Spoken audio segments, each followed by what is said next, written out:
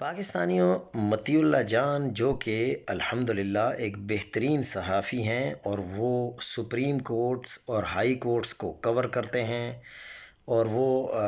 ہر وہ بات باہر نکال کر لے آتے ہیں جس کا پاکستان کی سیاست پر بھی اثر ہوتا ہے، عدالتی سسٹم پر بھی اثر ہوتا ہے، اور ان کا حکومت اور اداروں پر بھی اثر ہو سکتا ہے۔ تو انہوں نے کہا کہ ہو سکتا ہے کہ 27ویں آئینی ترمیم کے بعد